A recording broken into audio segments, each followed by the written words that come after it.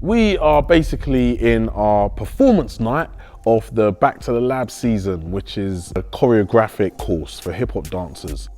We did it last year with Yasmin Vardimon, and this year we are doing it with Shobana Jeyasingh.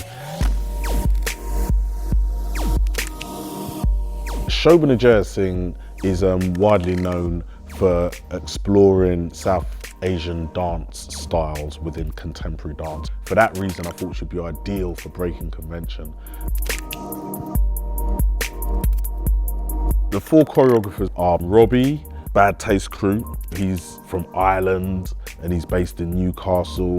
He's so raw as a b-boy, but his ideas for theatre are really curious. Kendra from BirdGang. She is a woman that I've seen at Breakin Convention many years. She's really interested in exploring poetry and live music, and it just happens to be working with a poem from an artist called Ursula Rucker. And then we've got Anthony. He auditioned for Sheffield Breakin Convention with a really nice, tight, focused idea. And finally, Skittles from the legends that are Boy Blue.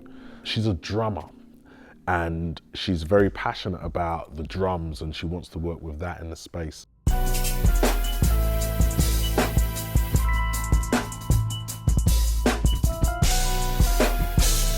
The first week was just about learning different ways of making up movement and choreography, and Shobana works more without the music and brings it in last, which was really weird for me, because I guess for most people who are into hip hop music or even funk music, the feeling, the mood, everything that comes from a dance perspective comes because of the music.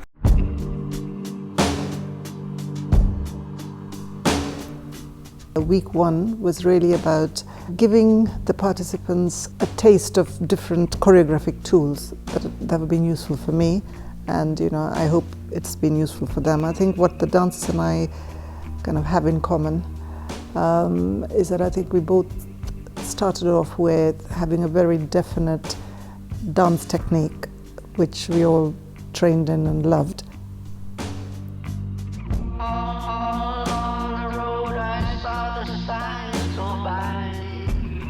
I've learned a lot the past few weeks, definitely. Every time you do a choreographic residency, you get an insight as to how a very experienced choreographer operates, and it's always been different, which has, I guess, taught me that you have to find your own style and your own aesthetic and your own derivative techniques, or whether you want to give movement. It's all valid. We work with Lee Curran, great lighting technician, and it's really important, again, because of the practice of theatre making.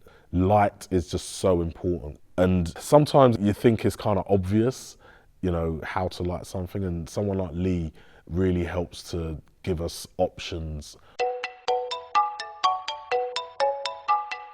To have the chance to work with Jonzi, to work with Shobana, and more than anything just to get to know them and see how they work and how I can show them something that I created 2 months ago and have their opinion on it, and just to push me forward. It's sort of like having like a father figure or a parent just sort of guide you and push you on a little bit. And even there's times as a choreographer and as a dancer you may get stuck for movement, or you may feel that you're not as good as somebody else that you've seen, and just to be able just to have that little push and just to say what you're doing is right, what you're doing is nice, keep that creation and keep that imagination open.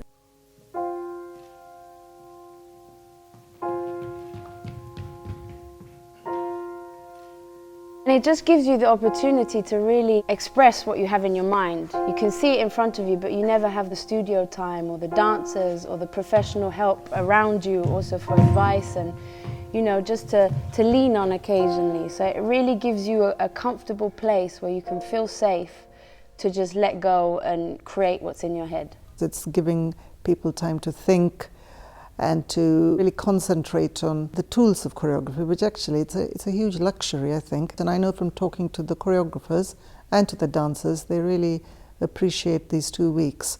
How do we hold on to what makes hip hop dance without it, turning in to a generic contemporary dance form. I think there's something that's quite unique about the techniques that come out of hip hop, and I'd like to think that they'll create work that is unique.